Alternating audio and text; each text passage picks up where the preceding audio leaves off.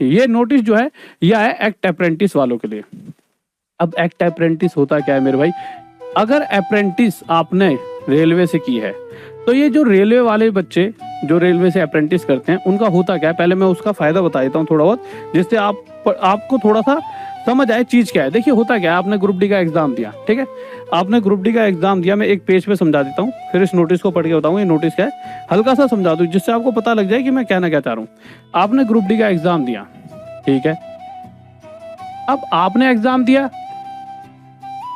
और इस एग्जाम को देते वक्त कुछ अप्रेंटिस वाले स्टूडेंट भी हैं जो रेलवे से जिन्होंने अप्रेंटिस किया है। अब होता क्या है, जैसे आप मान लीजिए 1 लाख आपकी वैकेंसी है, अप्रोक्स मानकर चलते 1 लाख के करीब, इसका 20% हिस्सा इनके लिए पहले से ही अवेलेबल है, यानी 1 लाख में से 20% यानी 20,000 वैकेंसी जो है 20,000 सीट्स पर अप्रेंटिस वाले बच्चे ही जॉब लेंगे, यानी कि 20,000 पहले ही इनके लिए खाली हैं, ठीक है, 20,000 तो भाई इनके लिए ही हैं। साथ ही साथ अब आप देखोगे कि ये बच्चे जो हैं 35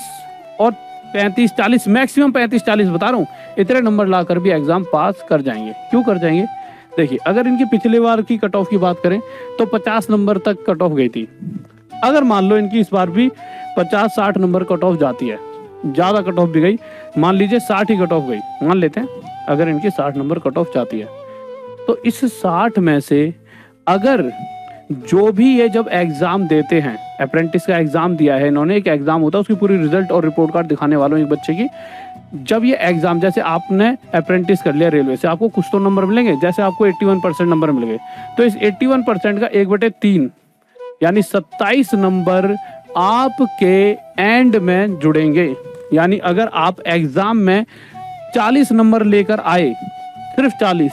और आपने अप्रेंटिस कर रखी है तो 81% का 1/3 यानी 27 नंबर और जुड़ेंगे और आपके बन जाएंगे 67 नंबर।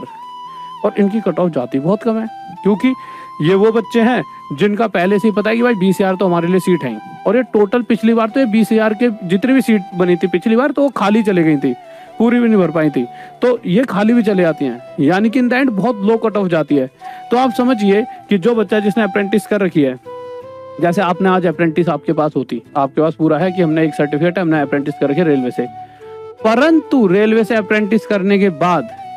आपको ये पता लगता कि मैंने अपने फॉर्म में जहां अप्रेंटिस का कॉलम था उस कॉलम को ही नहीं भरा, कैसा लगता आपको? बहुत बुरा लगता, क्योंकि आपको पता है कि उस एक टिक से आप 110% जॉब ले जाओगे। भाई जो बच्चा आज 80-90 नंबर की फाइट में है, वो बच्चे को कल पता लगे कि मेरे को सिर्फ 40 नंबर लाने हैं, क्योंकि 27 तो उसके जो पासिंग मार्क्स है वहां से आ जाएंगे, तो पास है, तो इसका मतलब उसे परेशान होना बनता है। गलत नहीं है वो परेशान हो रहा है, उसका परेशान होना बनता है। और मैं तो कहूंगा भी सरकार से कि जो वो मांग कर रहे हैं, अच्छा उनकी मांग बता दूं अब क्या है, उनकी मांग क्या है, फिर नोटिस पे आएंगे। जो उन्होंने सरकार ने नोटिस दिया, नोटिस से पहले मांग क्या थी और नोटिस आने के बाद उनकी मांग किस तरह से खारिज हो जाती है बिना कुछ गए। देखिए मांग ये थी उनकी कि जी हमने ना वही अप्रेंटिस वाले कॉलम पर टिक नहीं लगाया, क्योंकि जो अप्रेंटिस वाले, तो आपने क्या कर रखा है, किसी को क्या पता, आपने बीटेक कर रखी है, आपने क्या कर रखा है, अप्रेंटिस कर रखे रेलवे से, तो उन्होंने क्या कहा था डॉक्यूमेंट में टिक लगाने का एक ऑप्शन दिया था कि अप्रेंटिस कर रखी है। ठीक है भाई, अगर नहीं टिक लगाया तो यानी कि उन्होंने ये मतलब उनकी तरफ से यह है कि आपने नहीं कर रखी।